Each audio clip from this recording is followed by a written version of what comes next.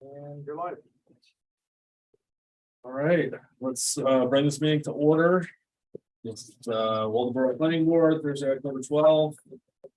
We'll forum, all of our members are here. Item 1, item 2 is adjustments to the agenda. You have none. Item 3 is citizen comments. This section is for comments unrelated to one of the 2 subdivisions that's being discussed tonight. Saying no comments, we'll just move on to item 4, pre-application, 12 lot subdivision, Brian Reed. Yeah, Brian Ray. Ray, yeah, great. Pre-application phase here, so we're just running through and looking for red flags in the application so far and missing documents and that kind of thing. If you would you come up to the podium and just sort of give us a description of the proposed subdivision? First. So the proposed subdivision encompasses around 100 acres to be surveyed. We're proposing 12 lots. The location of the property is on Failers Corner Road, Old Augusta Road, and Chapel Road. Subdivision doesn't propose any construction of roads or dwellings. It's essentially dividing the property and using the road frontage that exists for residential use. So the lots, if approved, will be offered to for sale to the general public. Okay. Yeah.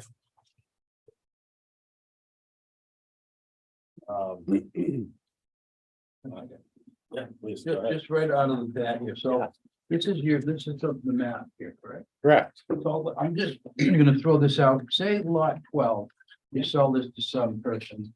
Can they go about subdividing that after this is subdivided? My understanding is that if they were to do that, they would need to come back to the planning board That's what for an amended. So they couldn't just arbitrarily, but they could if they came back and wanted, that was their intent. Correct. Yes. One question I have for you, why is lot 3 shaped the way it is? And you've got 3 roads going there for that lot. Is there rhyme or reason for it or anything we need to know? A few minor reasons. One reason being to make sure the property has at least 200 feet of frontage on the brook and to meet the 5:1 dimensional requirement for lot dimension. The other reason for that angle, And do you have that on Chapel Road? Is that what that is? The 200 feet on that the road? 200, yes. Okay.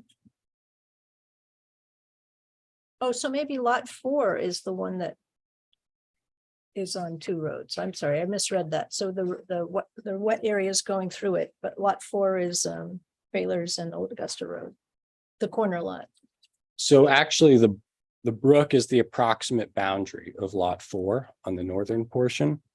So it's bordered by Failers Corner and then the outlot, which is on the corner of Chapel and Failers Corner, and then lot 3.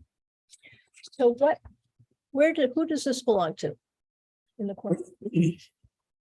I don't know the record owner of that, but that's not Not part included. of your thing? At one point it was owned by Manx, but I'm not sure. if I it's still see. owned. Okay. I see. Okay, thank you. You're welcome.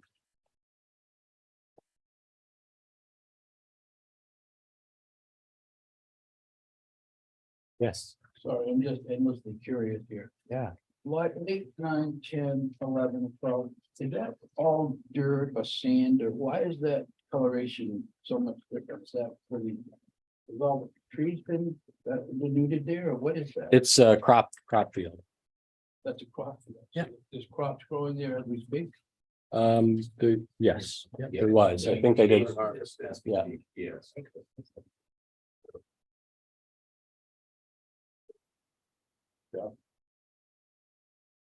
So have soil tests been done throughout? They have. Yep. One note would be lot 11. Did not, we're gonna remove one of the lots in the field, approximately lot 11 after. You're gonna, I'm sorry, say that again? There's gonna be one less lot in the field, in the cropland area. Okay. Yeah. So instead of 12 lots, it's gonna be 11, Correct. because it was hard to get a soils test there. It just makes a little bit more sense when you're out there in the field, and there was a challenge in one of the areas for soils. Yeah. It's all right. Yeah. If I bring it up, do you mind just showing me how it's then gonna be redistributed on the lot or? I'll come up. Okay. I can. Yeah. It's pretty much, the. Kind of right down the middle and then.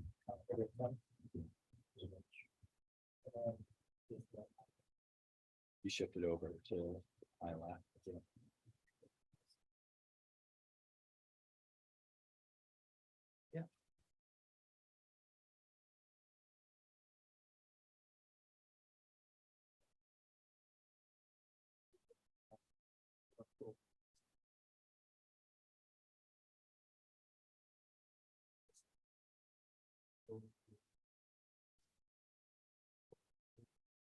This line's gonna shift here, this line's gonna shift here, so this plus 10. Splitting the difference, sort of. Yeah. Brian, why is lot 12 so huge? Yeah, let me. It just seems like it's not, fit the scheme here. Yeah, it's the way that the lot is shaped, and lot 12. So, okay, so you've got that like a confluence there. So is that because of the river or the water? Yeah, there's a stream that runs out back, but the reasoning for the dimension of it is utilizing the road frontage that's there. So there's about, 300 feet or so of road frontage. And then just wanting to keep that interior line running perpendicular to the road. That's it. Now, is your plan so you're developing these lots? Is that your role here?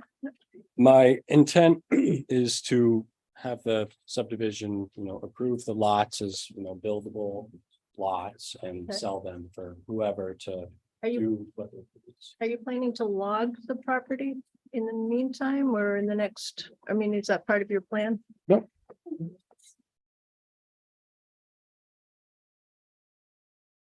Right, no, it says remaining land of subdivision plus or minus 30 acres. Correct. Is that you just leaving that, what, up to how things go or?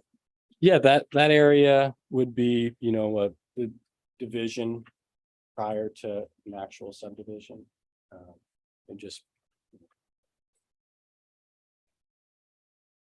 You're not gonna be, that's not up for sale. it's not currently for sale. Lot number 4, look at your wetlands map. Mhm. If I'm reading this right, there's not a lot of available area on lot 4 to put a building on and have your required setbacks. Have you checked into that? See if there is in fact one of that. Yeah, we have to have the property surveyed to be able to really start calculating the exact acreage of area to be buildable, but what we envision and where the soil test is in that corner, further up that corner away from the wetland. Yeah.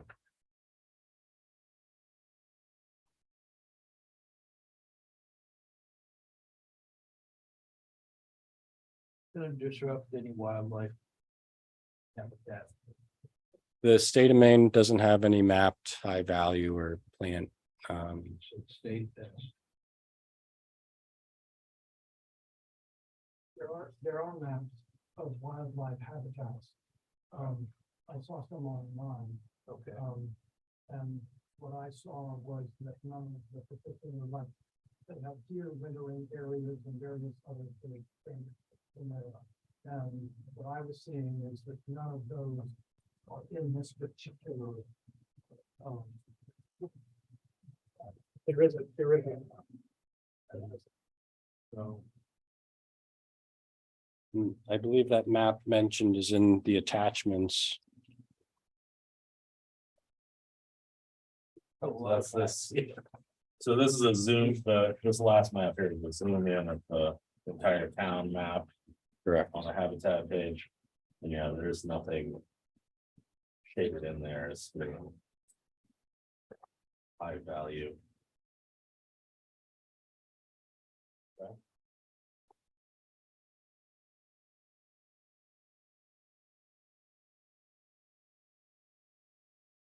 What do we need to know, Max?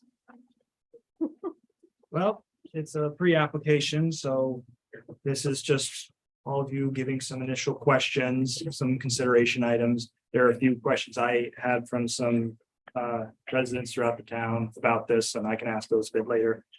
But very similar to like the reference earlier that lot 11 is gonna move the property lines and that you're noticing the habitats and what happens with lot 4.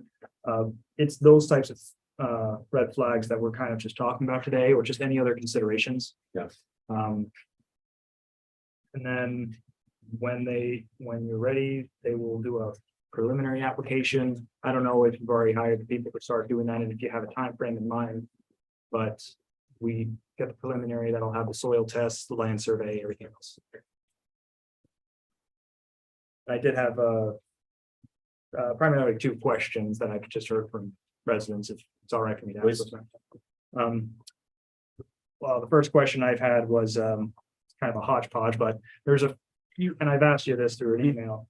There's some interest in what the parcels could be, because 12 lots, it's quite a bit.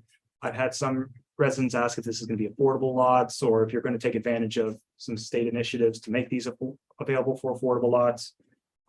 With the wetlands, the stream and everything running through there, if there's maybe a chance to collaborate with the Mid-Coast Conservancy for conservation easement, or because lots 8 through 12 all used croplands that have always been used for farmland, if maybe there's some collaboration with the farmland trust to have that conserved or put an easement on it to have it preserved for agricultural use. Has any of that been considered? Sure. You know, there's a few things at play here. I guess I'll start with the affordable housing. I'm not proposing government subsidized affordable housing on the property. The lots themselves being offered to sale, for sale to the public, gives opportunity for people to, purchase property to build a house. And housing is something that we are in need of currently. And these lots lend themselves not to, mansions, on the water. They're lots that most people would be able to afford, presumably. As far as conservation easements, one thing that I plan to do is on the backside of lot 12. We also have the Great. big screen up Yeah. there if you want to point that. So on the very southern tip of lot 12, there's 2 streams. They're kind of hard to see. Around here. Yep. And then on the opposite side. Yep. So What makes a Y? exactly. So on either side of those streams, it's about 13 acres, and that land would be, put some deed restrictions that it couldn't be developed. So that itself, would have some, conservation built into it, as far as no one being able to cross the brook and build something back in there. Is that the entire number 12, sir? No, so it's just on the southern The southern, sides of okay, those streams. yes. Yep. No, very well. South of Yeah. here. Correct. Yeah, you're welcome. And the stream itself, there's a 75-foot setback for building along the streams. And we also plan to have a wetland setback on the wetlands associated with the stream. So there's going to be a lot of area in the remainder of that 87 acres or so that naturally isn't going to be developed, and that will be restricted. To conserve, water, animal connectivity, habitat, those sorts of things.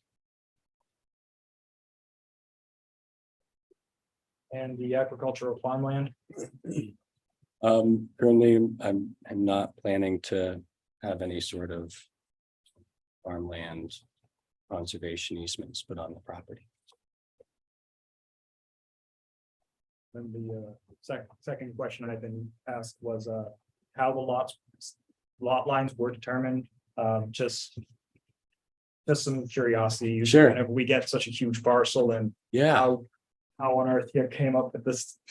yeah, this is a sketch. I'm not a surveyor. This is, created on Google Earth. The stream makes for a nice boundary that you're not putting, say, acreage on lot 6 or 7 or 8 or 9 going across the stream where it, wouldn't be usable. So the stream serves as a nice back boundary line. And then the lots themselves were separated in a way where, we meet dimensional requirements of road frontage and stream frontage, and also have the lines run perpendicular into the property. Just as makes sense to me, my eye at least, so. But this. Yeah. But is this, assuming the soil and everything is fine, other than the one change you've already mentioned, this is likely what you have, or it's still subject to change? It is subject to change, this is the sketch. So there's a lot of information that needs to be put on for this before we really have a better idea of what boundary lines would look like. So this map here, which is Yeah. not labeled, seems to indicate there's a road going through it. Yeah. Is that, these are roads, right? Yeah, the black lines is. So is there, and it would be, have a stream crossing, is that, was that thought about, I mean, is it being used, is it thought about, is there, you're gonna reuse that stream crossing, or, and who Nope. knows when it Yeah. was made? That, exactly. I don't know the answer to when it was created because there's really nothing there. There's no crossing. Okay, We're not you don't see proposing. the signs of the road now? On the, off of Old Augusta Road, I see a trail that, may be remnants of that road. Okay, I haven't been able to find anything on Chapel Road that would make me. There is a trail that was a tow road somewhere. Yeah, In yeah, this area that's- that runs down to the front. Exactly. Curve at the end. before Right. it Crosses. the- Coming down on Old Augusta Road. Yes, Yep. and it is merely a foot trail Yeah, now. right. But it was a logging road, It was a logging road. not the last time they cut it a few years ago, but Mhm. a period before that, probably 20 odd years. Interesting. Yeah. Actually, it's about 60 years ago.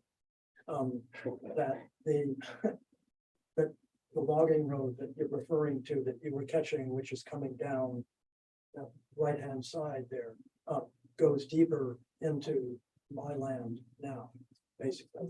And about probably 1960 something, they had a sawmill in there and they were cutting wood, and when I bought the place in 1971, there were piles of slab, steel, sawdust.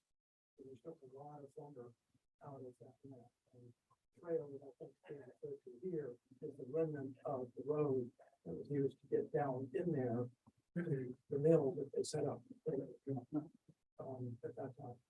Do people, just curious, do people still go down there and recreate or hike or just kind of walk around? They don't, does anyone do that, or is that just all wild? Yeah, I mean, the property is posted in areas, Right. I No don't, trespassing? correct. Yeah, another answer to that question is. Sure. Yes, there are a number, well, there's. The two families that, one where Garrett lives now, Well, and where would that be on that? I'm just trying to get my bearings. Excuse me. my name is Brian We don't- Chang. we don't believe Later. No, I have. This property over here Yeah, is where is my property now. okay, And that was in the Cummings family from about 1770 until I bought it in 1971. Right, on the other side of me over here has been a Benner family. And that same Benner family and Mag family has been in this area and owned all of this at some point. Okay. And both of those families for years hunt and still do hunt that land. And so they're out there scouting the land and People turkey hunt and deer hunt down there a fair amount. I'm at 2:30. And horseback. Get something. yeah, there'll be fishermen that go and women that go downstream and will fish for trout. There are not as many as there used to be, but there are people that go down along the tributary that comes through my land to Alfred Brook, which is the downstream that comes out.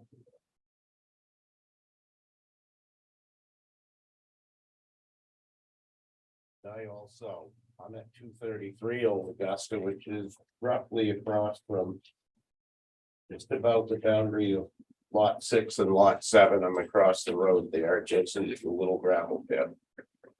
And since I've been there in 07, I have deer hunted in the property, duck hunted, goose hunted, turkey hunted, brook trout fished with a native brook trout population in that little brook also. And that brook is one of the many, these two brooks that have been mentioned are two of the many feeder brooks of the Fuller Brook system over in Warren, which is a larger brook trout fishery and brown trout fishery, and which in turn dumps into some of the St. George River. And spawning brook trout go way up this brook to this area of country in these lots to spawn in October and November. So that would affect that if this building and all of it have, would that affect the cycle of the fish? Not trying to get too much in the weeds, but I just. No, I think well, what the- if everything environmental is correctly adhered to, I would hope things would be okay, but it's as an avid fisherman and waterfowler. And actually a guy that hoped to be a wildlife biologist with a BS in wildlife biology from University of Maine Orono in 1975. I'm certainly gonna be interested in following this end of things, I think. Sure. And it is, to me, it's very important from the brook trout point perspective alone. To even have surviving wild brook trout fisheries in a small brook in the mid coast. Is pretty darn good these days. So I'm hoping we can keep it that way. Absolutely. I actually have the same degree, just a few years later. Yeah. 2017, so, yeah. I'd So, love to chat with you about. Yeah, the that'd be process of great. The program, I think it'd be great. yeah, absolutely. Any other comments from the board here? All right, are there any other comments from the audience? About this proposed development? Yes. Sure. I'd love to hear any concerns. that you Can I have have. the podium? I was about to say, if you don't mind just taking a. Please. So we can get someone on the mic. There's a pleasant place. I don't have to- That's right there.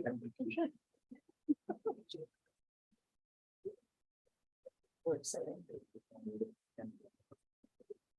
I don't know if you need this, but I'll speak to you, so. To you all. As I've already explained, I'm here in several capacities. One, I'm a butter on the right-hand side of that image there. I've been on that land, lived on that land since 1971, when I bought it from the family that had walked up in 1770. So the roots of that land and my roots to it go back a ways. And so I've walked a lot of this land, crossed over that brook, that kind of stuff. I'm also the neighbor of a couple of the people that are here and have heard their concerns about the possibilities of this development as it's configured here.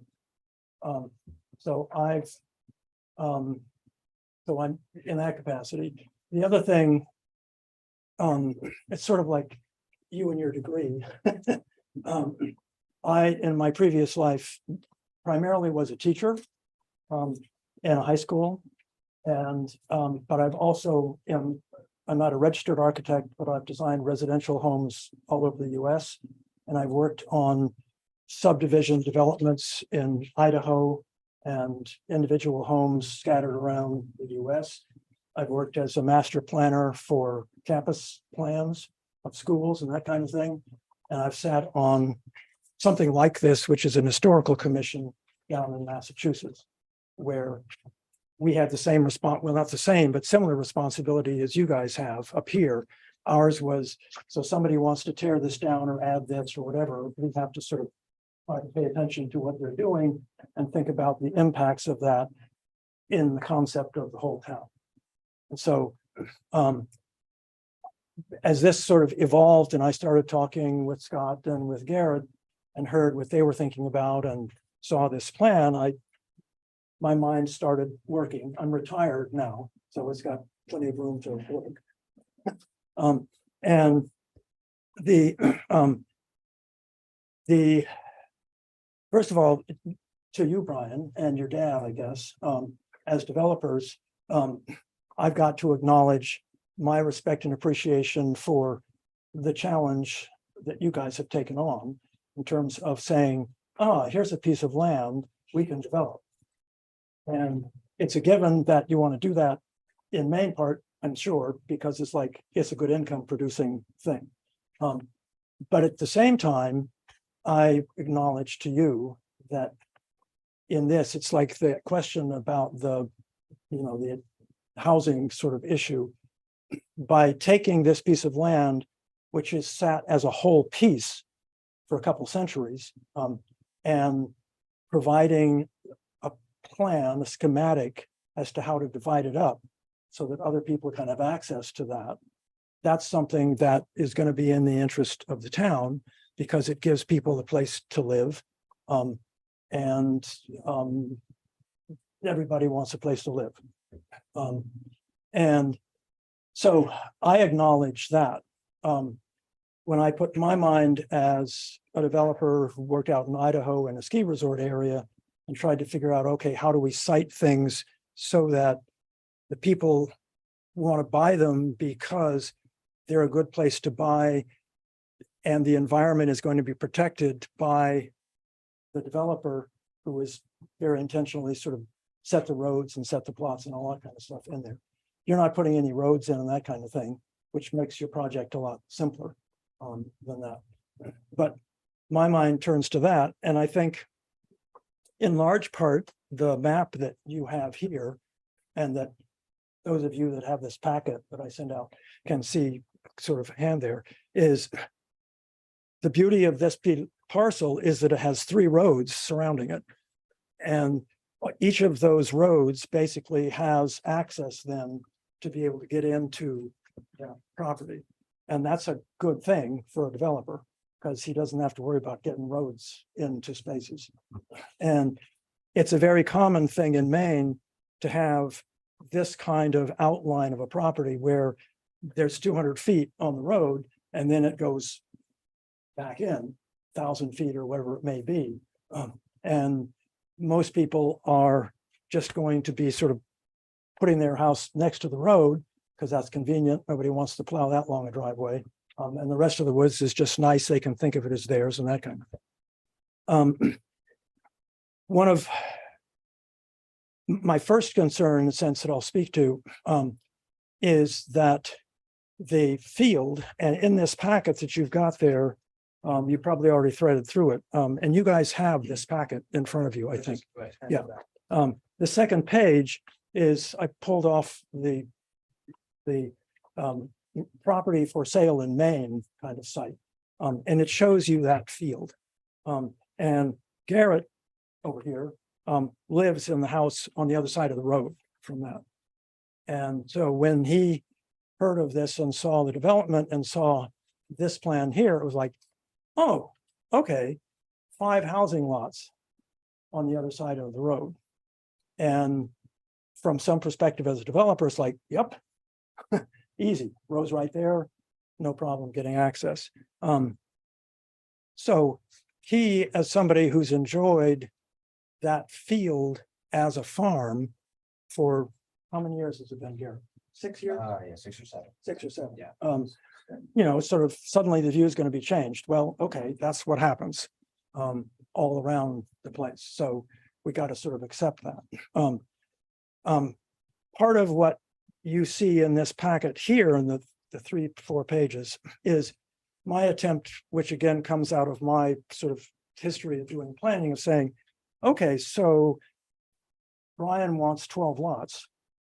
Is there a way that I can figure another way of arranging the boundaries in order to create the 12 lots that they'd like to be able to sell? And minimize some of the impact directly to Garrett and by extension also Scott and his neighbor.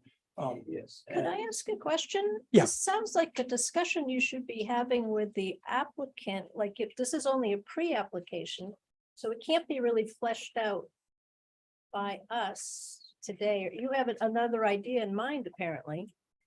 So maybe you guys should discuss it and then we'll see what you bring back to us. I don't know how in the weeds you want to go with this, but there's. It's not really very deep. I mean, it's the little plans here give you some outline. And basically, you're probably right. I haven't otherwise talked with Brian or his dad. Could be the guy. Oh, it wasn't that I didn't try. It was just Yeah. I was busy and they never knocked on my door and said, hey, because I'm not across from that property. I know you're across the street. Right, I'm next to it and across the street. So And did I'm in none of my these house. proposed changes, because there's very little, this is part of your package? Yes. This is how you were changing it, which you already did, reduced it to 11. Well, and that's interesting for me to hear because I was wondering where the soil tests were. Yeah. And to hear that 11, that location is coming out, I'm not surprised because I know the soil in my land and there's sand and then there's clay and, it's probably clay we ran into and doesn't percolate and that kind of thing. So, Well, I'm sure he'd love to hear you and hear your ideas, especially your expertise and your background. But I'm just thinking it's premature to bring up the ideas right now because we can't do anything about it. We can only react to what's put in front of us as a Yeah. plan. yeah, I understand that. And I talked with Max earlier today, trying to understand your purview. Actually, Bob Butler, who used to be chair of the select board, tried to get me on this board Mhm. 6 years ago. And I Well, we said, could use you. doing things. So basically I can quickly, if you just turn from the page where the view of the fields, any of you can see this and you can, more importantly, you can see this and Brian, you'll see it, right? And without knowing as much as I knew, basically, I said, all right, let me see if I can do this. So for example, I took lot 1 and said, okay, with the 200-foot frontage, that could be cut in half. Basically, which is what I do on that page there, the B page, is to draw a line down through lot 1 and create 2 lots out of lot 1. Okay, and the 200-foot frontage is consistent, and whether it's 200 or 210 or whatever, it's a width that is quite common in terms of. And you know what? I don't really care if it's 210 or 225, just because we have a lot to cover tonight. Okay. And we can't go into the minutia of what size these lots are ultimately going to be. We haven't even been presented what size these lots are from this. I mean, it's a pre-app, so Yeah. we don't even Right. know dimensionally what Yeah. the information is. So. And from the sound of it, Brian, is the lot lines are not defined just Correct. yet, so. Yeah, Great to have some input. Yeah, I mean, I'm So happy to once- do that. I Yeah. didn't know just how this ran. I was sort of like, I was noticing it's like, oh, okay, you're coming in and, it's like, you're trying to understand it. Yep. And, the other thing I'll say is that, and this I think is important for you to appreciate, and I don't know whether there's other people here that is when I read Article 1, general sort of goals of your committee and the whole ordinance and that kind of stuff. I go down those and read to encourage the most appropriate use of land throughout the town, to encourage, not to require, but to encourage, right? To prevent overcrowding of real estate. How wasn't define overcrowding? right? To conserve natural resources, we've already talked about that, right? To provide for the preservation of open space and aesthetic appearance. Bingo. Okay. That field is open space and it's aesthetics, and it contributes to the experience of the environment everybody in Waldeboro and others that come through it share. So that becomes important. It's not a yay or nay, but it's something that essentially it seems to me, needs to be thought about. And when I looked at the plan, Brian, that you guys came up with, where it was just like, where can we put the houses? Then all of those lots on that field say, there goes the open space. Right, and the control of the aesthetic it's somebody else was mentioning that in terms of, are there any things, maybe it was you, Barbara, about, is there some sort of thing that you're going to do to protect that sort of land? To conserve and enhance the value of land and buildings by protecting the integrity. I mean, all of these things, it's part of your thing. I read it and say, good, the town is thinking about that. And I want to be sure that you guys are thinking about it. I don't know what experience you guys have and where you take it, but we'll figure that out. And then the last one that affects my helping the neighbors, is say, shall be designed and located on the site so as to minimize any adverse impact on neighboring properties, right? That having to do with value and experience of that land. And that's another one of these intangibles, but it's something that we shouldn't take it for granted. And we need to keep thinking about that. Well, I can appreciate how you couch that, but we need housing. Yes, And that's just a fact. I mean, housing in Maine is horrible. But I respect the aesthetics and the neighbors. So there's some place in there where people can meet. And I think you very eloquently said you'd offer your expertise, if you will, but I think there's a meeting ground in there where you do need housing. I mean, it's horrible. Yeah. People can't come to Waldeboro to work or do anything because they can't live. I work at the hospital. We can't even get travelers because they can't find a place to live. So there's that, but then again, I respect that aesthetic beauty, the neighborhood and so forth. So somewhere in there, I believe is a compromise. right. And that's why I started with respect for them coming in, providing places to live, and have taken a look and said, okay, so how are the other ways can I get 12 lots that meet all the rest of the conditions so that I'm at least matching what they're trying to do? So you're right on. And I'm just saying that I'm suggesting that you guys give some thought to how in that open space, the rest of it is all sort of more typical. You drive down Chapel Road or Castner Road, people have bought a lot, cut down a few trees, they didn't there, they got protected. So it's that kind of thing I'm thinking. The other thing that I'll mention just briefly is that farmland has been used as farmland for a couple centuries. And it's currently being used by Spears, who had the lease on the agricultural use of that land for the last 8 years. They would like to, and I've spoken with Janet Spear, who is from the Spear family. She thinks it's very important, if possible, to be able to continue to use that land for her purposes. If I may jump in on this. Yeah. So if Janet does have interest in that, I'd encourage you to have her call me Yeah. next week if that's possible, and I can talk to Yeah. her about that. And also, I don't want to be rude about the whole thing, but we will have another application Yeah, and we no, I know. have the ordinance items. And it does sound like a lot of what you're talking about should be discussed with Brian. You guys can talk in the hallway when this part of the meeting. I'm happy to. I just prepared, all right, here's some thoughts, and I didn't know how much, but back and forth this would be, so. And feel free to have Janet call. Yeah. Yeah. And then we have another citizen comment apparently. Yes. Could I speak briefly? It's some of it's follow-up to what Brian Cheney's just been talking about, and he hit on it some, and I understand that. You give your name. Oh, First 200 minutes. yes, Scott Owens, Nice. resident at 233 Old Augusta, a butter across the road from one edge of the farm field. And I just, even in the town office, it wasn't too long ago. There was some sort of saying written that was on the wall, and it was a welcome to others to come to Waldeboro. And it said on there, fertile farm fields was one item. It was listed right there as a drawing card. Fertile soil. And I know, living across the road and looking at that farm field, that I see lots of other public that comes by, drivers by, that stop. They sit, they like to look at the field. They like to, some of them like to watch the farmers when they're working there.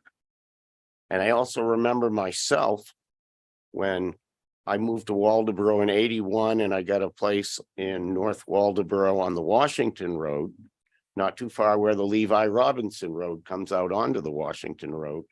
And I lived there until 2007 when I moved to where I am now. And I know when living over there, I and others always enjoyed driving across the old Augusta Road and being able to see that nice pastoral view of the farm field.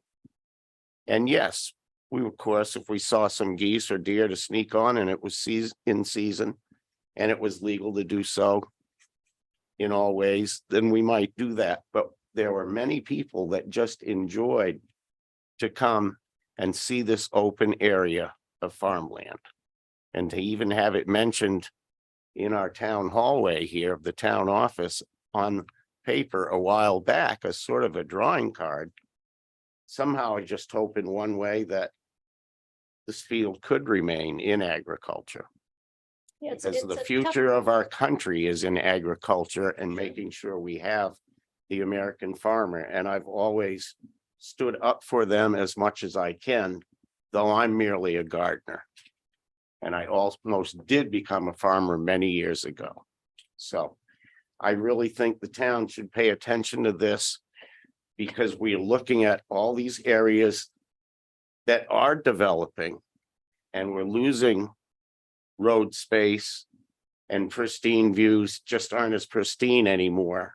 Whereas this part, if there were a way, some of it or all of it could be saved as is, I think there's a value there that is sometimes being underestimated in spite of the need I know that is there for new housing. Thank you. Thanks. Yes. Yeah, I don't want to waste anybody's time. I just, our real concern was, in a nutshell, was just the aesthetic impact for Brian and I, the aesthetic impact that those slivers all sliced up in that field to try to cram those, use the term, dimensional, minimum dimensions. There's gonna be a pretty big, aesthetic impact to that. It's gonna kind of devalue some of the, it's just hard to put a lot of stuff in a big open space essentially. And those just are, that was my concern. I just wanted to raise attention to that for you guys as you guys can make considerations about this approval. And that's what I thought we were looking at, was that I guess there's been some changes or amendments to that. But yeah, that's all I got to say. So. It's hard to tell, obviously, on the map, that past, that field cropping is about 17, 18 acres. Just for reference. Those strips are 200 feet wide, though, right? They vary. Right, there's On that plan, 2 or 3. four right there in the middle. Minimal 200. Right, minimal, right. Yes, Some are of course. much. Within land use ordinance Yes. numbers, yeah. Okay. Well, I'm on Chapel Road and I'm here from Florida. But, my husband was born there on Chapel Road. And we'll stay there until we are gone. He's already gone. So here am I. And it's a beautiful piece of property. And I'm gonna maintain that. I'm not thrilled with all of these smaller lots appearing on the opposite side, but that's not my thing to worry about, I guess. Anyways, that's all I have to say. I love Waldeboro and I love Chapel Road and I continue to stay there as soon as I can. I'm wanting to put a house on there. That may not happen for another year or two. but I'm working on it. So that's all I have to say. Yeah. So for everyone who did speak tonight, just make sure that as you're leaving, when you speak to you speak to Rebecca in the back there. Didn't Right, so. All right, any other comments on this? I actually have a quick question. Yes. For neighbor too. Just one more question. The remaining land is Blueberry Field, or half of it is Blueberry Field. It's not part of the subdivision. What's gonna happen with that? I don't have any plans as far as re-subdividing it or anything like that. Are you planning to keep it as a whole?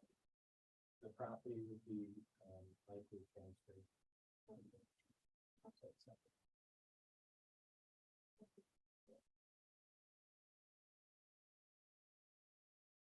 Okay. Have you reached out to Maine Farmland Trust about lot 10, 11, 12, and since you're already protecting the lot 12 with the Y-shaped waterworks, that could be a wonderful lot for, a young farmer to farm and build on it. They buy Yeah. the development rights. no, I would I haven't- Definitely do I that. haven't reached out, but obviously I think it appeals to Yep. like-minded folks, for sure. I can send you their contact information if you're interested. Thank you. Okay.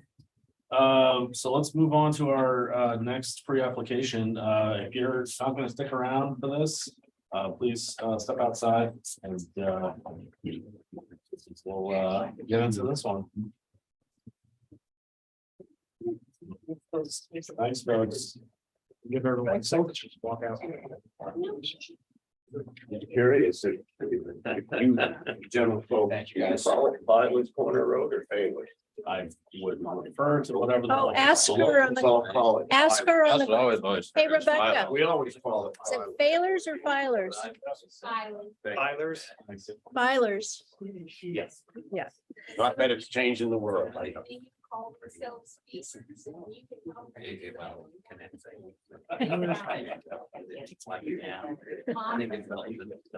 Stumpy. Well, Oh,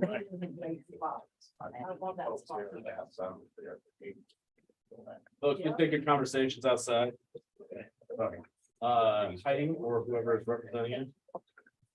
Heidi Shy.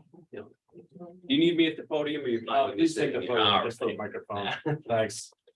I can be loud and voice. Yeah, you're a good projector.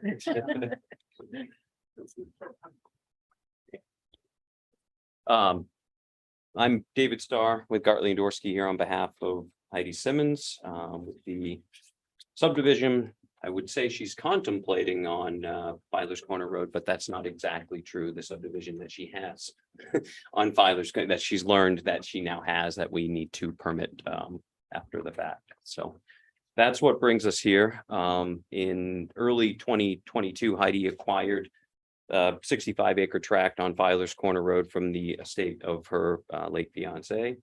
And one of part of the reason why we ended up here is one of his wishes was to gift a portion of that property to his parents. So in an effort to honor those wishes, Heidi called me and said, "Hey, look, this is the situation. I want you to come out, survey a 4-ish acre parcel that I can gift to, I'll say her in-laws, which legally technically weren't her in-laws, but for all practical purposes, her in-laws." So that was all well and good. And while we were there, she said, and down the road, I may want to gift my son a parcel that adjoins that. So would it make sense to, while you're here, survey a parcel that adjoins that and someday gift that to my son? So that's what that was the scope of the survey work that was completed. Several months later, what actually happened, and then Heidi, I think, put the parcel on the listed it for sale. What happened is someone came in and bought the majority of the 65 acres and she retained roughly an 8-acre piece, half of which she intended to gift to her in-laws, half of which she intended to gift to her son. But anyway, as it turns out, the gift to her in-laws doesn't meet the exemption, the criteria for the exemptions in the subdivision law. So that counted as, so the sale of the 58-ish acres was one lot that was created. And then the second lot would be the gift that went to her in-laws that was in fact not an exempt gift. So there's there's the second lot that was created, and then the parcel she retained with the idea that she may give to her son someday. Therein lies the third lot. So that's why we're here. There were 3 lots that were in fact created in a 5-year period. So the reason I'm calling it a 2-lot subdivision is that first conveyance out, although it is one of the lots counted, right, when you're counting how many lots you've created in a 5-year period, it's not subject to review based on the statute that defines what a subdivision is. So that's why we have 2 lots that are subject to review, even though there were 3 lots created in a 5-year period. Max and I had a fair bit of discussion about this, Max. Is that fair to say? Oh, yeah, quite a bit. And I think, I mean, I've been through this, Gartley and Dorsey, we've been through this in several towns and have opinions from various attorneys that would agree with that. And then Max, I don't know where you stand on it or if we need to get into that, but if you're wondering why I'm calling it a 2-lot subdivision, that's why. Is there were 2 lots subject to review, even though there were 3 lots created in a 5-year period. And I tried to outline that in the cover letter that I sent. So the layout of the lots and the subdivision, if you will, of these 2 lots is pretty straightforward. It's already been surveyed. One of the lots is actually already developed. That's the Patterson parcel that has a home on it. It has a well, it has a septic on it. So we can, I show everything except the dwelling on that lot, but we can add contour information, wetlands information, and Heidi intends to get a soil test on the lot 2. So I think as far as subdivisions go, this should be reasonably straightforward in my view. At least that's what we're hoping. So I don't know if you folks have any particular questions. I guess I'll turn it over to you to see if you have any questions. Any farmland that we should know about right now? Not that we're aware of. It's all wooded.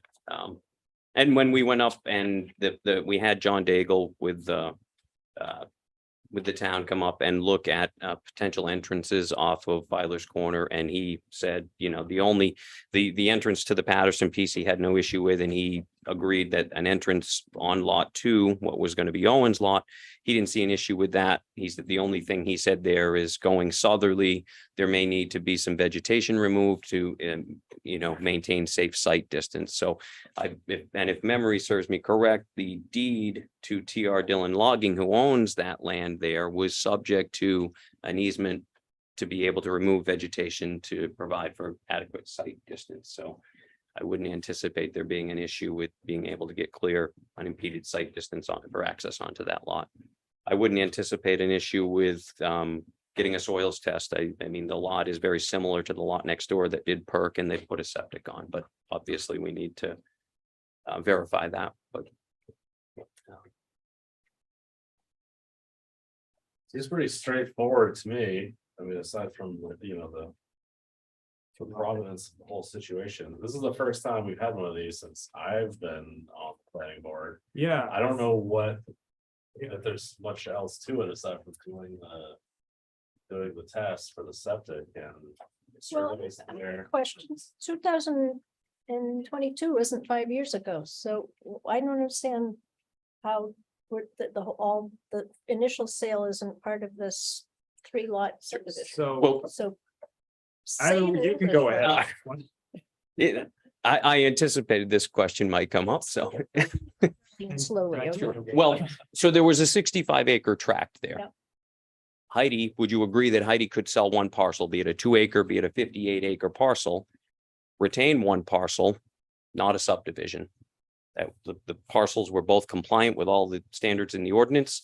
That parcel, when it was created, was not subject to municipal subdivision review. Okay, so that means we forget about it.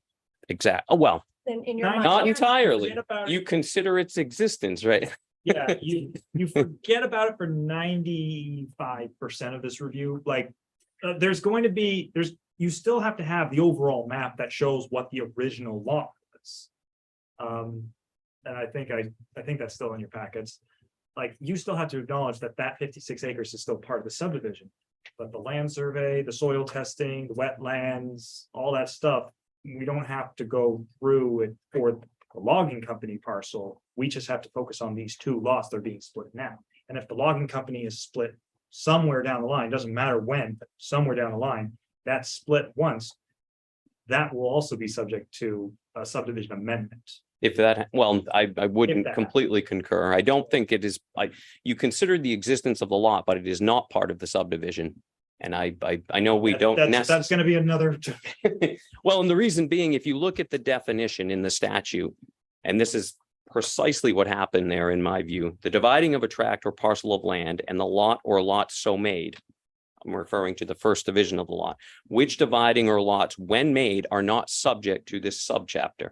So that's what I was saying. When you split the lot in half, neither of those resulting two parcels were subject to this subchapter. Do not become subject to this subchapter by the subsequent dividing of that tract or any portion of that tract or parcel of land. And that's precisely what happened here. Heidi sold 58 acres. Heidi retained 8. The subsequent division of that 8 created 3 lots in a 5-year period. But by this mere definition, that first division that wasn't subject to review doesn't become subject to review by the later division. It's confusing. I get that, but It makes perfect sense. Well, and if you Also, think- How are you going to? go to TR Dillon and say, oh, by the way, you're part of a subdivision. No, I'm not. I Right. bought this land, right? Not part of a subdivision. What do you mean now I'm part of a subdivision? Like, no, and that's, I mean, so it follows common in, So believe there's it- no time period involved in going from these 8 acres to, I mean, so you could keep halving every year? I No. mean, there's no time. so that's where, Consideration if you read the rest of this, it says the municipality reviewing authority shall consider the existence of that. So that's why we're here for subdivision, because if we didn't consider the existence of that first tract, Mhm. you could do exactly what you're saying and never meet subdivision. The consideration is that that lot was created, and that's when the timetable, that 5-year, that timetable starts. So that's what the rest of that definition is saying. You considered the existence, meaning there's one parcel in a 5-year period. So the subsequent division, because that occurred in a 5-year period, now you have 3 lots in a 5-year period. So that's what that's saying about why you consider the existence of that parcel, is because we're counting lots to determine whether or not this later division triggered subdivision. Anyway. I'm a little confused. Now, you obviously disagreed with his interpretation. No. Is there a legal standard the town has that Ah, goes Did I by? not tell you this was gonna happen? So, I mean, we're talking here could be some legalistic semantics, So, and that's my question. so in anticipation for this question, I did ask You have MMA. an animation to show us. No, I did reach out to MMA ahead of time on this Right. question, and Dusty was able to get a letter from. I can't remember the attorney's name, but he's the Camden Town attorney as well, who they went through a similar thing with this as well. And they do acknowledge that, yes, we, kind of what I was just discussing earlier. Yeah. The preliminary and the final plans, it's gonna show that. What the original law was. But the land survey, soil testing, all the other finer details that we're gonna be looking at the preliminary review, that's gonna just be the 2 lots. That Dusty's talking about that are being split right now. Everything being done with TR Dillon. That's not gonna have a land survey, that's not gonna have all this other stuff being reviewed. So if I'm hearing you, the attorneys from the Maine Municipal Association are coming down with what you say, Dusty, and In This, favor, this yeah. was something a bunch of them apparently had to talk about because it's a messy law. So actually. is there any reason that they need to come in front of us after this? It's Like, Couldn't you just go it's- get a permit if this is all super kosher? because it's still the subdivision process. That's the Yep. bit of it, unfortunately. So the Patterson, the TR Dillon wasn't subject, but because the lots 1 and 2, where that has been divided, those are not legal lots without subdivision review, because they're part of the 3 lots that were created in a 5-year period and are required to be reviewed because they weren't the first lot out. There's a lot of sort of It's- special circumstances that this one subdivision is gonna go through that. Because there was the in-laws exemption that we all thought was the case, but then when speaking with attorneys on that, they said no, because it's all specified through the state law and that's not following it. And then there's this one that Dusty and I have had lovely chats about. So is this specific to our ordinances or is it the state? Just, Where- yep, subdivision's a state law item and so this will do the preliminary. It'll probably be very straightforward compared to what we just had. That's the hope. That is the hope. I don't know. I don't know what you're gonna find in your examination of the site. Okay. Well. If you say so. I don't have any comments. Yeah. Any other, And I can't see this, it's too tiny for me, but these are, so they're both 4-acre lots, so there's plenty of road frontage and all that stuff. They're in excess of 200 feet. One's 225, one's 217 on the tie line, and they're both almost 4.5. One's 4.38, one's 4.48.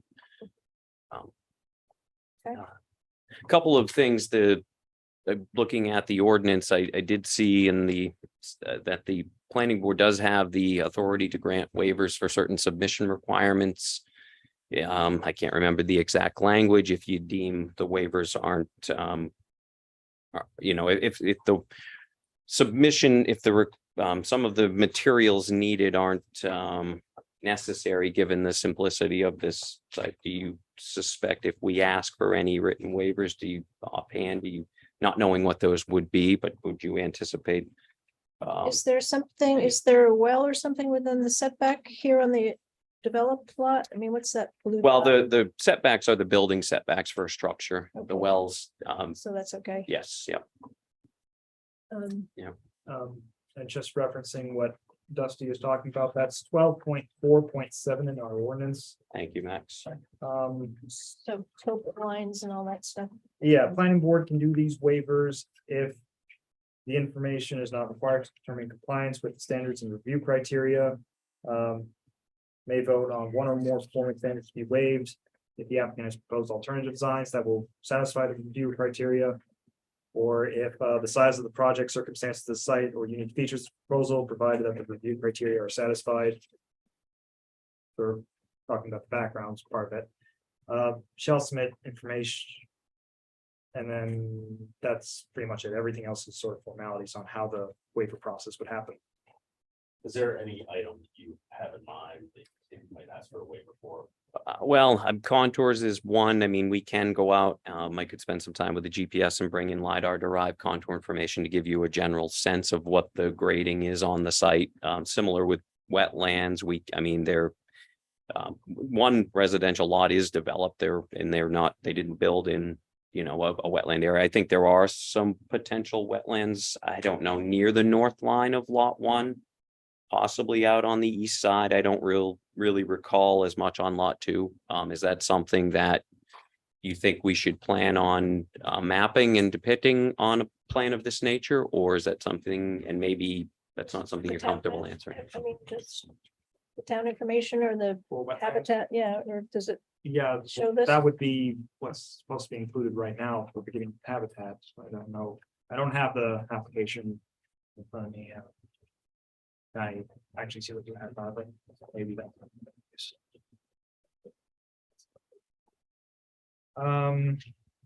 Did I end up? Okay, probably just. We actually have a requirement that the wetlands be surveyed. Yeah. And I can get the map that I have in my office. But I think the closest thing we'd have is the aerial one with the stream and everything that would show in there. Yeah, thank you. Robert. I mean, normally isn't the way we deal with wetlands to, just kind of do a sanity check from the publicly available GIS information. Yeah. As long as the entire lot is not wetlands. Yep. I don't. So would Wetland survey. something like that, you Yeah. think be sufficient, Yeah. given the nature of this application? historically, it has been. Got it. Yeah. I mean, if it's an area of concern, you know, like we had an application this year where. There was a shoreline setback and a wetland pressing up from the other way. The guy couldn't prove that he was within the setbacks, you know. In a situation like that, only a survey would prove that. You could build there, and I think in this situation, as long as we've got, you know, the lot seems to be mostly not wetlands, according to the EIS map we provided.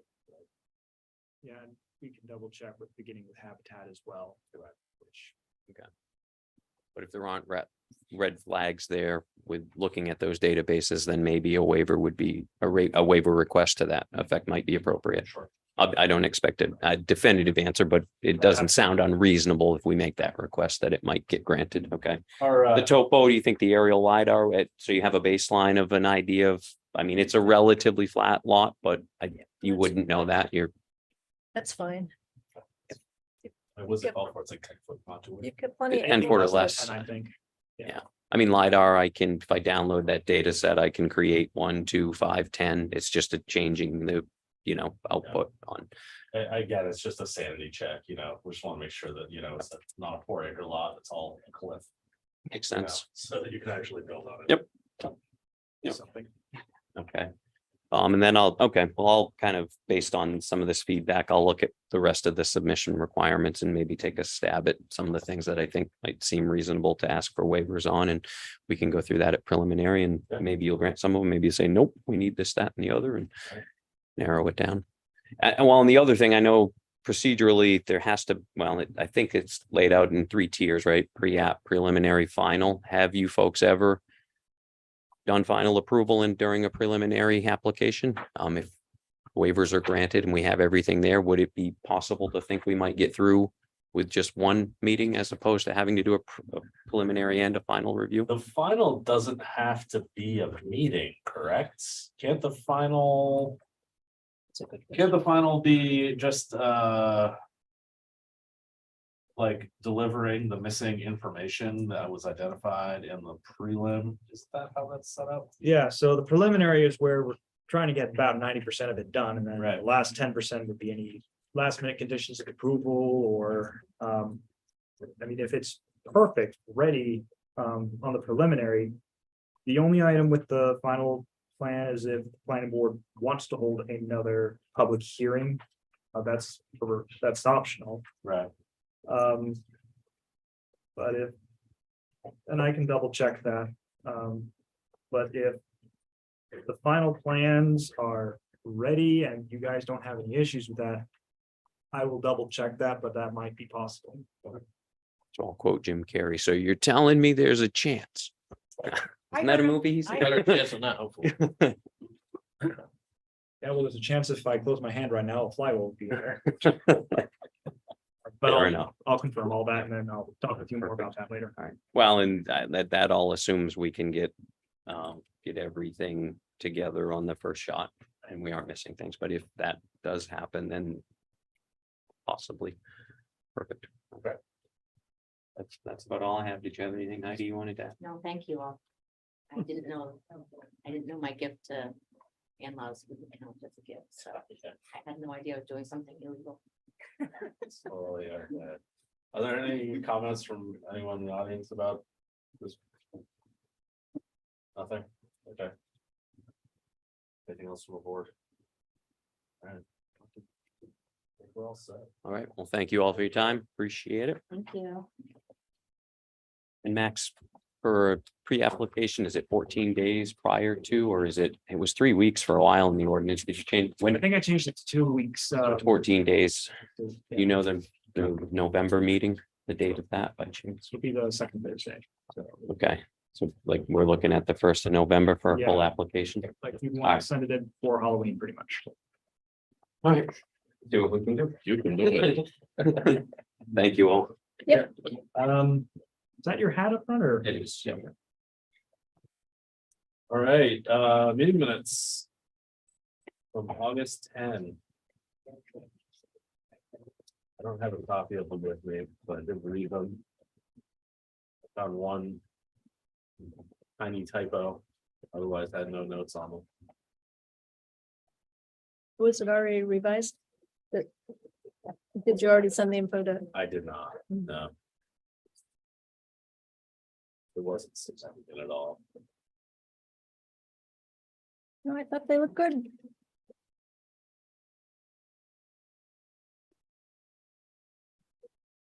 Want to stick around for minutes and ordinance. Oh, it's incredible.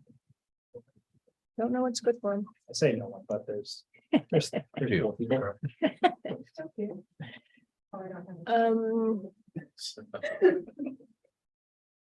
Let's approve the minutes as written.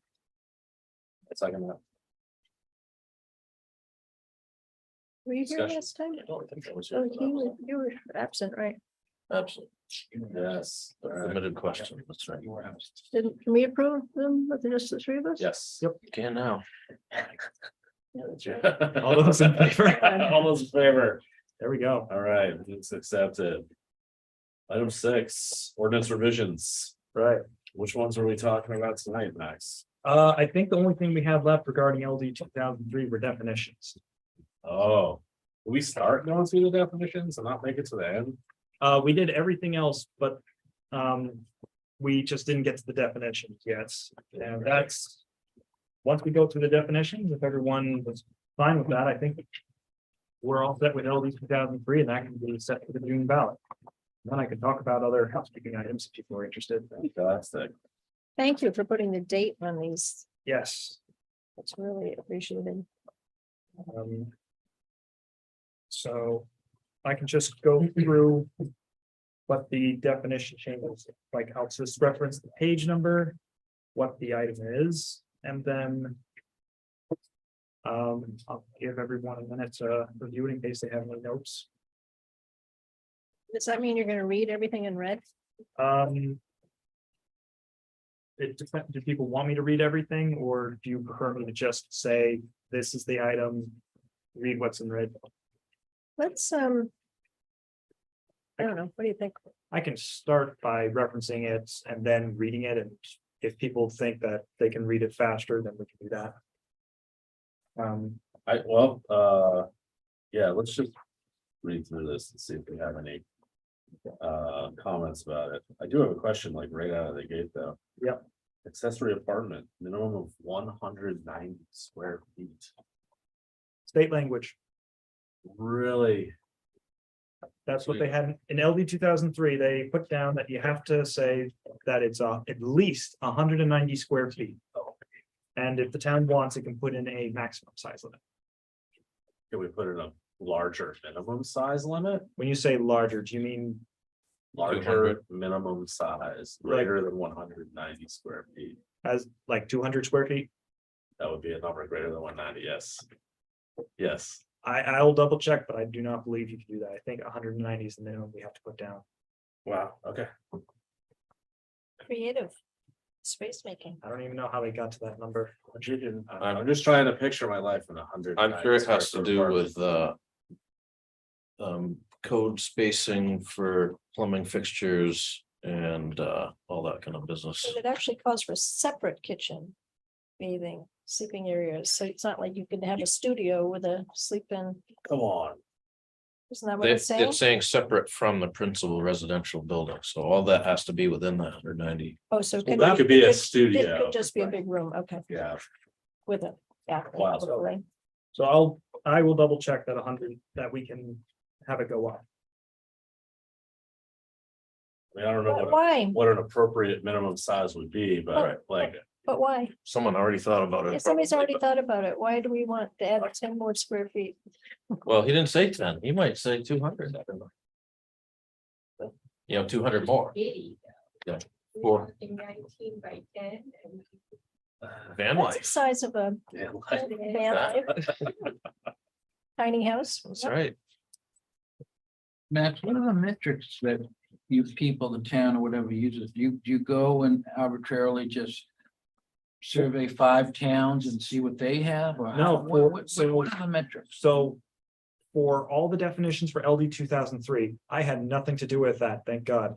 No, instead, So the state of Maine, it says this is what you're gonna take? so so the process was the state of Maine hired a consultant to make some recommendations to the housing board at the time. Right. And part of the recommendations were all these different definitions. One of them was for accessory dwelling units, but we can call them accessory apartments still, because that's what our ordinance has it.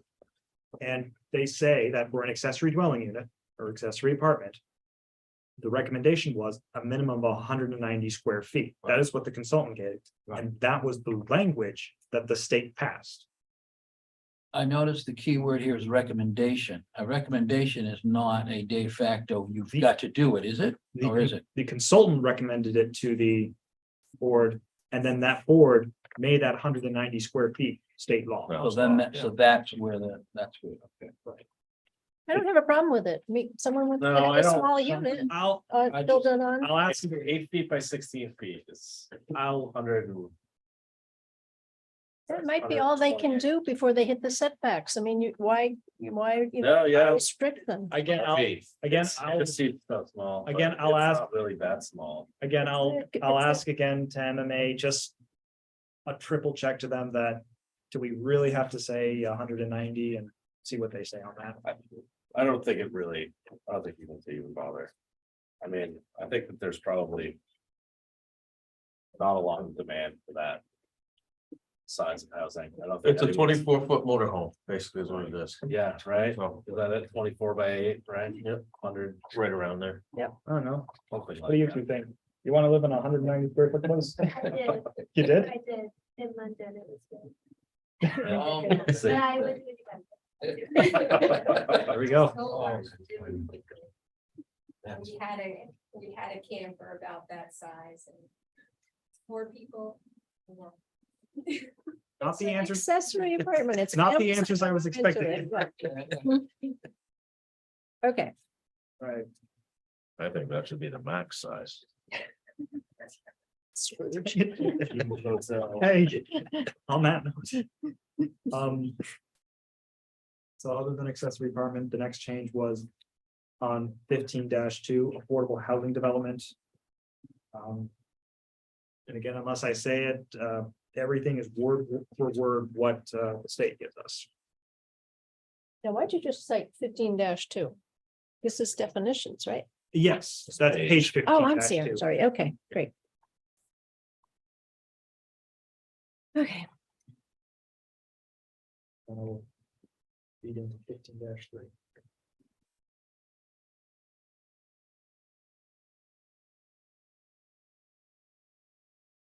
this is all from the state. All from the state. So we'll see what the area median income is for Lincoln County. And then that's how you're gonna get to the numbers for affordable housing. Is there a typo there at line 2? Owned housing and development?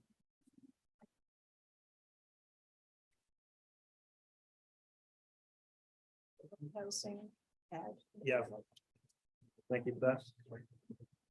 Should be for owned housing, a development in which.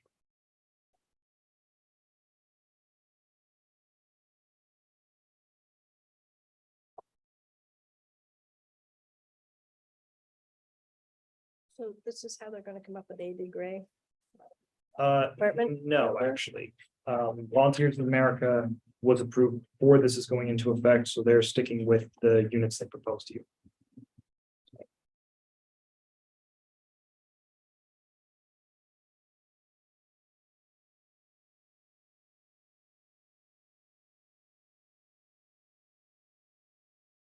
Well, I have nothing to say about that. I wouldn't know how to improve that. We can make it stricter if we wanted, right? Or Looser, looser. looser. That's interesting. We could make it looser than the state.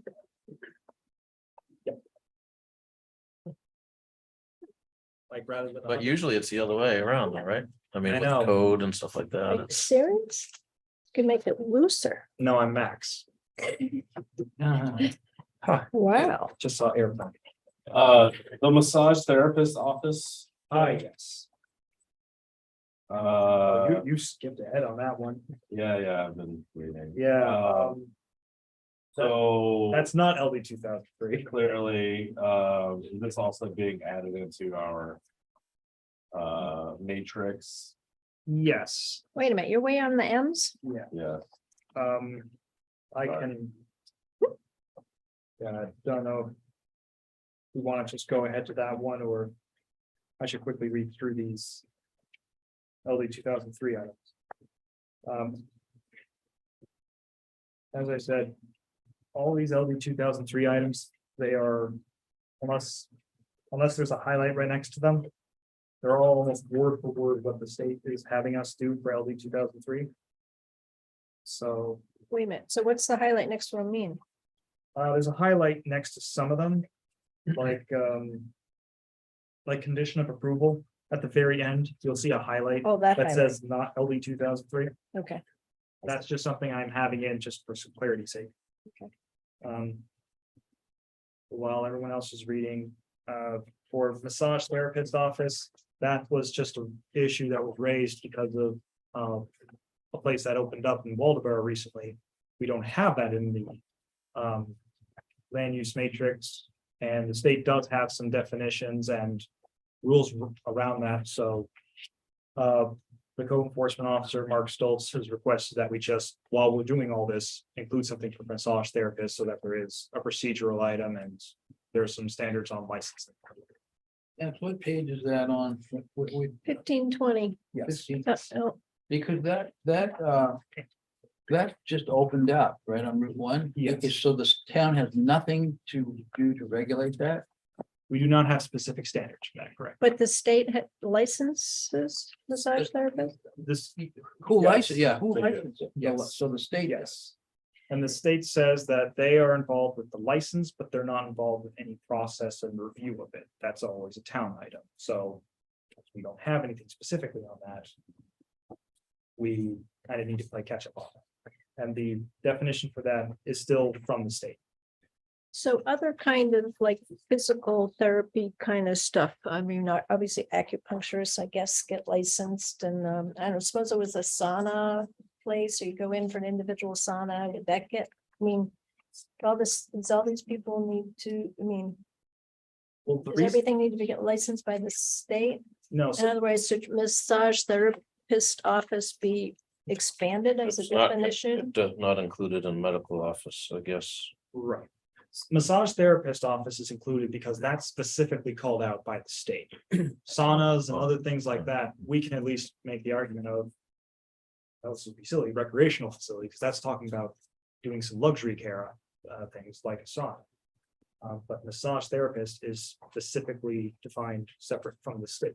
If it was a spa, Spa, they yeah. need to be Right. licensed. I mean, Well, and then we have the similar use item in the table so that if. It's not exactly massage therapist, but similar to that, then they would just be approved as a similar use. Could the town go in there? And so I have a license at my hospital and I've got to display it on the wall. Right. I can't practice. So according to this, a licensed individual. Right. Now, a license, there are licenses for. Right. So can the town go inspect that place and say, well, where's your license? That's one of the standards that Mark is required, that Mark would like us to add. But I think that's pretty important, don't you think? yes, and that's why. When he discussed this with the state, they said, we have to make sure they have a license. That's Right. true. But in terms of where they hang it and this and that, that's something the town has to do. So that's why we're gonna put that as a Yeah. special requirement just for a massage therapist, that they have to hang their license in a lobby or And- publicly. that's viewed right. area. Yeah, exactly. Okay. Is that change intended to be included in this package for the June warrants? Yes, I was hoping we'd go through the LD 2003 items, because I don't have any other changes planned for that, other than short-term rental, but we'll talk about that later. And then any other minor items that we may have talked about in this past year. That would be something for a future meeting, because I also know that I don't want to be here past 8 o'clock. Like a lot of people probably. Yeah, sounds good.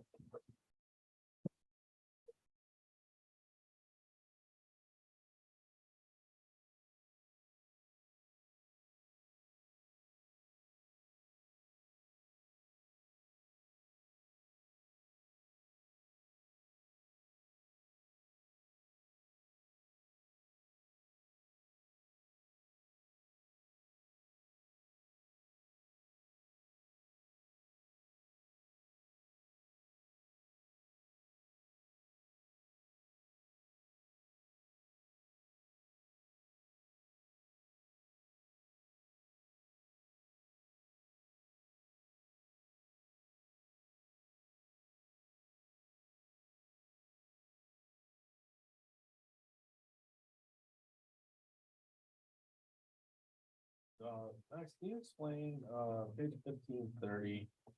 I don't know about a lot of 40 acres of north of the exempt information subdivision. So that was something that was brought up recently, my attention. This was actually something we were supposed to have in the 2020 revision, but I don't know why that was not included. So the state allows towns to create an exemption for subdivisions where if you are creating your subdivision, you have a lot that is more than 40 acres, it may be exempt from review. So the one we just had a moment ago where 56 acres or 65, I can't remember the number. Yeah. That was lot one. The other two were going to be like 8 acres. If we had this, then we wouldn't even be reviewing the subdivision because that 56 acres would be fully exempt. So this is just an item that is used so that we can try and preserve larger tracts of land when we're talking about subdivisions. As long as none of them are in the shoreline zone.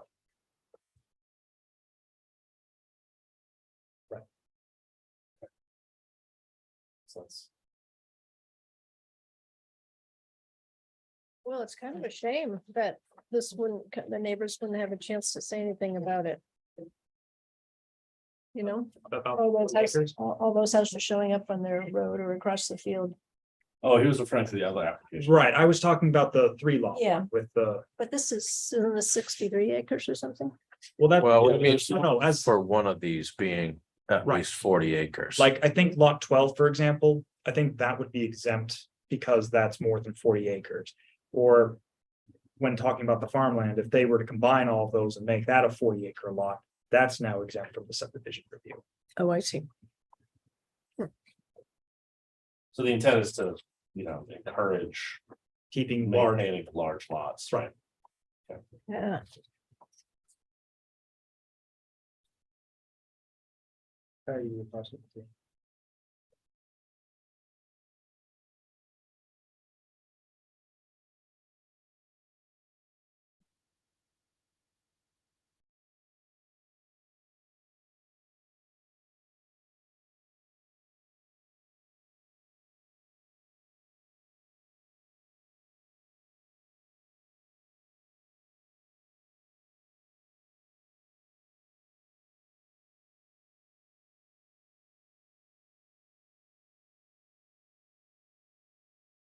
Wondering if you could, give some color to the short-term rental. Yes. Curious to me that this is not. It's typically about, housing. So the short-term rental item. While not included in so with LD 2003. The state noted that towns can create language on short-term rentals. But the state wasn't going to give us any language on short-term rentals either. They said that they'll create a different commission to give us rules at a later date. And whether or not we want to address short-term rentals is completely up to the town. The language that I have here is based on what Bar Harbor has. We don't have to follow that if there's a different definition people prefer instead. Do they have a whole short-term rental ordinance? Bar Harbor? Yeah.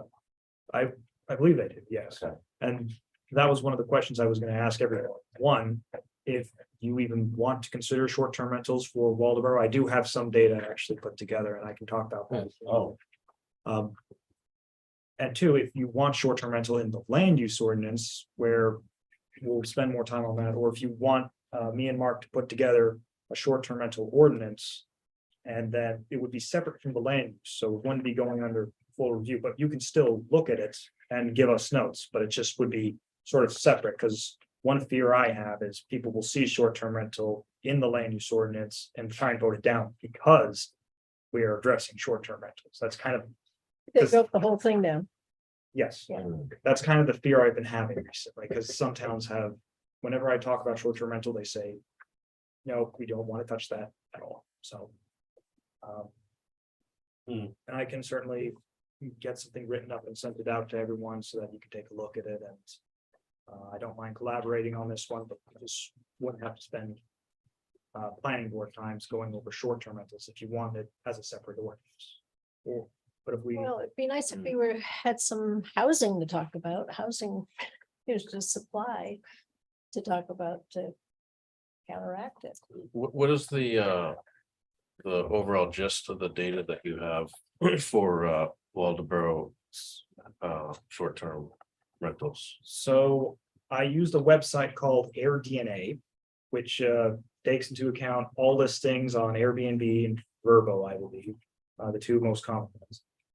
And for Waldeboro, it showed that right now there are supposedly about 62 active listings, and there have been 76 total over time.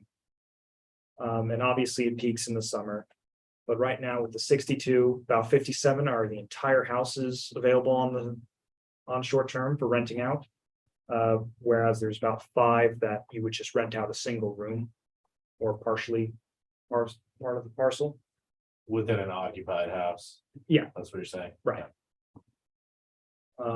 So that's income that's taxes that go to the state, but Waldeboro itself doesn't really benefit, the town doesn't benefit, other than businesses, well, the property restaurants. taxes. And yeah, Property. and as you say, yeah, people Bakeries. visit and they go to those restaurants. Yeah. It does show roughly where all these different places are. So I don't see there's anything we can do about short-term renting, other than, keep pushing, hopefully to get some, expand our housing supply. I disagree. I think that's a big topic. Housing is a topic. People need places to live. And as far as I'm concerned, if you're on the planning board, you take these challenges. That's why I joined. Yeah, This but is a part of the town. if you've got a room to rent in your house or so you want to do Airbnb or something as an income plan, then why should you not be allowed to Well, do the that? town regulates all kinds of things, and I think there should be some regulations as to how those are operated. So there's 2 other things I want to quickly add in there, just in case it might add into this. Just as a comparison, Damerscott roughly has the same amount of Airbnb, same thing with Rockland. Booth Bay Harbor has over 220 listings apparently. Yeah. Yeah. I believe it. So the reason why you want to regulate it is because. When our housing stock gets turned into short-term rentals, that no longer is a house that's available for, full-time occupancy. Temporarily, Well, for a period of time. Yeah, but it might be all year round. Yes, exactly. Week on, People week on. buy It's houses not with the. permanently taken out of the housing shelter so, realm. It depends on the owner. right. Yep, sure, yes. But people, will absolutely go and buy places. In order Speculatively, in to. order to rent them. That's true. And so, our housing stock shrinks when that happens. And I don't think that's actually probably what's happening in a lot of these cases. But it does happen. Yeah. Obviously, it's a different situation in this town versus Booth Bay Harbor. Yeah. But, if there's something that can be done to mitigate that pressure on our housing by, stopping someone from snapping up houses and basically turning them into a hotel, like that's something that we could consider, dealing with. The problem with it is that, who's gonna police it? Yeah. And there's not a lot of, I don't think there's a lot of, I'm sure that, our previous code enforcement officer didn't have a lot of time to deal with this. I'm sure that our current code enforcement officer doesn't either. How are you going to manage it? There are some ways to do it, but at the end of the day, if you don't police it, what difference? So, right now, the second point I was gonna say is that I have talked with Mark a little bit about this, and as I said, AirDNA will be a resource that we'll probably use so that we can locate some of the places that are advertising as is. And we don't want to harm the people who are trying to just make property taxes, get by on it. And that was one of the concerns that the select board raised when Stan and I initially talked about this, I think a year or so ago. And for me, it is about a process, and it is making sure that when LD 2003 goes into effect, people aren't just gonna put their accessory unit in the shoreline zone and immediately turn that into a short-term rental. And all these other units being built up without us having too much to say. And they all become short-term rentals. That's more fear of mine. It might not be that case. And for Mark, it's a safety issue. Sure, yeah. You know, someone could just turn their basement into a short-term rental. And if a fire breaks out and there's no Yeah. secondary egress, there's no fire alarm, there's no fire extinguisher. Well, that is a big part of the fight between short-term rentals versus hotels. And all the regulations of hotels, B and Bs, and all that have to go through sprinkler systems and all this business, and then I can just rent around my house and. Yep. And so it is a real can of worms. I dealt a little bit with that in Rockland, like 10 years ago, and obviously they've been fighting with that thing for quite a while, and so it is a can of worms. It will probably have to be something sometime, like actually dig into it, but it's kind of like, at what point do we see it as being a major enough thing where or are we looking to head it off at the pass before it gets bigger? Wouldn't it be easier to pass something now? When Right. It's not really such a hot Yeah. issue. But if, people buy houses sometimes that they plan on retiring to in 5 years. So, we'll force them to, I mean, how do you describe that? You force them, they have to do full-time rental, or they can't use Airbnb in the meantime, and how do you meddle in their business? It's very tricky. Yeah. I mean, I guess you can tax them higher if they're running a hotel out of their property. You can tax them at a higher rate. And I can always look at alternatives. I mean, just the idea that Mark and I have been going over is just very simple permits where it's more of a change of use than anything, so it doesn't have to go through a lot of environmental standards. Doesn't have to really address a lot of the things we're dealing with most of the time. It's more just saying, here's the emergency contact information so that when I'm gone for most of the year, but someone else is there, here is who you can call if the place starts burning to the ground. It's a good point. And if someone already lives there, then it's probably just gonna be a very minor fee, Mhm. just to make sure that there's a smoke alarm. But as I say, I know that's a big topic, and I can either try and get some language in the land use ordinance for everyone to look at. I can try and make a separate short-term rental ordinance so that it could be more of a separate item, so that if we are slammed, but want to get this approved as LD 2003 is going forward, we can do that and then merge the two later on. How many homes are there in Rome? You said there are 62 short-term rentals, I think you said. Yeah, How many homes are there? see, I think. Oh, boy. I think parcels wise, there's maybe 2,500, I think. We're gonna have someone actually do a digitized map soon, so, but I think 2,500 parcels is where it came to. And then there are few apartment buildings and Right. Obviously, that's there's vacancy. 62 victims. Doesn't seem like a, And that includes unimproved parcels. That's why I say I can't really give a Yeah. good number on the actual houses there are. Oh, I think if I remember. Main housing data, I think it's more like 2,400 units are in town. Obviously, take a few away as apartment buildings or like Scroblaw, Waldorf Village. Mhm. Say maybe 2,300 more or less. It's a big topic. We don't have to solve anything tonight, but it's just something on people's radars. I did finally find that white paper about this. Yeah, topic. didn't you give it to Emailed us? Everybody. That was sent as an email. housing study, that one? That's Did I not see you. that? No, that was Got it the from one somebody. that was the one that I gave to everyone last meeting. Oh, Oh, okay. okay. Oh, I thought it was yours. Oh, no, I just emailed it right before the meeting. I look forward to checking it out. Yeah. It has it's an interesting article. It sort of puts a framework around how to talk about it. And what the guy's trying to sell services, right? And basically he has a company that he will sell services to your town to go and verify all of these things for you. Because your code enforcement officer can't do it, right? You know, don't really have time. And you know, there's lots of municipalities that have a huge problem with this.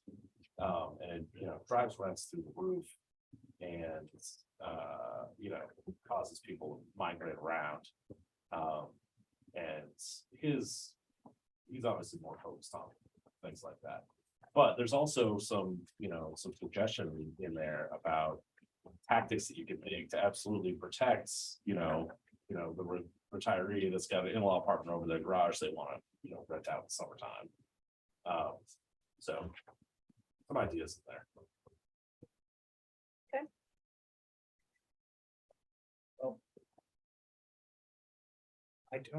I assume, Need to make a motion on the definitions.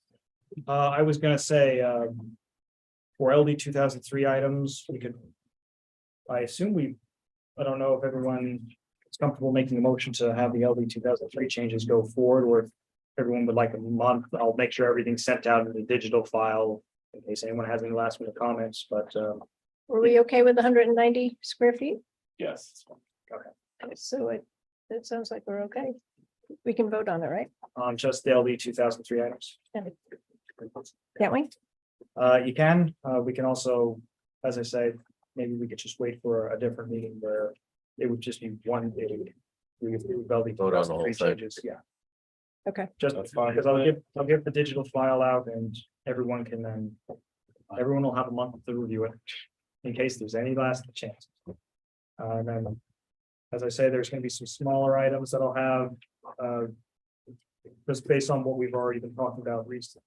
Some of the recent changes, like the campground item that'll be addressed, but I also know that it's 10 till. We probably don't want to go through all this stuff. We'll talk about it on another meeting.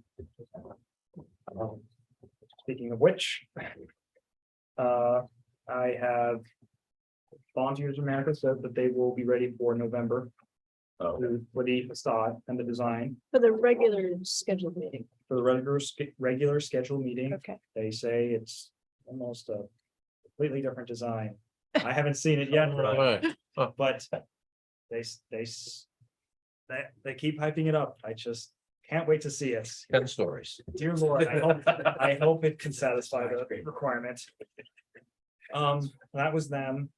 And then I had an individual who does need to come to the planning board for a garage station for their vehicle service.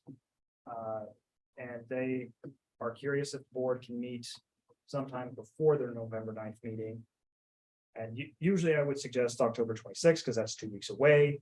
However, one, I wanted to talk to you about it, but two, and Rebecca had to remind me about this one. That is going to be the same night that the school is going to have their public hearing Oh, on their bond question. Boy. So but why does he It's a need a biggie. pre-app for this edition? Why It's- does he need? it's not a pre-app. Special He would like to have a formal approval done. Because it's greater than a 10% minor addition, so he has to have it approved by the board. But why are we having a special meeting, not just meet in He, November? no, oh no, he's requested a special meeting just because he would like to break ground and start working before it freezes over, but. I told him I can't promise any of that. This kind of should have been done a while ago. What, why was I thinking that we might have had an additional meeting this month? Did Oh, 'cause did there that was- get, Those feet, the VOA. Because VOA was potentially on the radar, okay, so that's but, pushed off anyways, but okay. once Rebecca reminded me about the school item, this is how much I don't, get noticed on the school. Once she told me about that, VOA said, well, we're fine waiting until November. We understand that. There, it might look a bit bad if the two things are happening. the same day. But they're fine waiting until November. It's just the auto guy who was wondering if you guys would do a special meeting or if they should just wait until November. Did we do this auto guy before? Yes, actually. He's the guy who. That was On several Union years Road. ago, yeah. I Yeah, remember him. yeah. That was when we still had to do things on Zoom. That's right, yeah. I remember him. What phone, 235? Yep.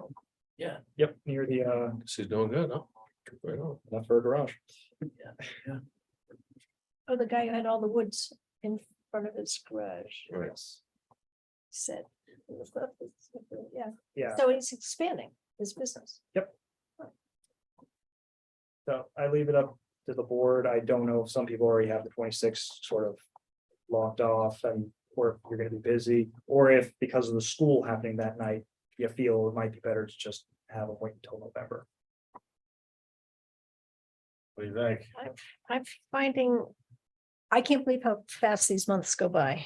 And to have 2 weeks go by is like 24 hours for me. It's hard for me, but I'll do whatever you guys say. I'll look at my schedule. And it's What- because of pouring concrete. He's worried about this, because it doesn't seem like before Thanksgiving, there's plenty of, You can pour concrete. you can still pour concrete till Just gotta pick Christmas. the right days, though. Yeah, well. I said I would just put it out to the board, Yeah. but I Let also, us be the meanies.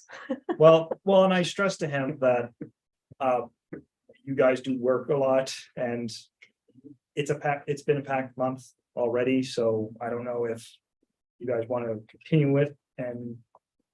And also, this would mean he has to give me an application by Monday or Tuesday prior. And You don't see it happening? Or, I haven't heard anything since I said that.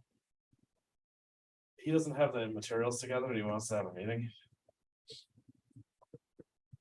Seems like he needs some time. I can tell. him. Let's do that. Give him a shot. All right.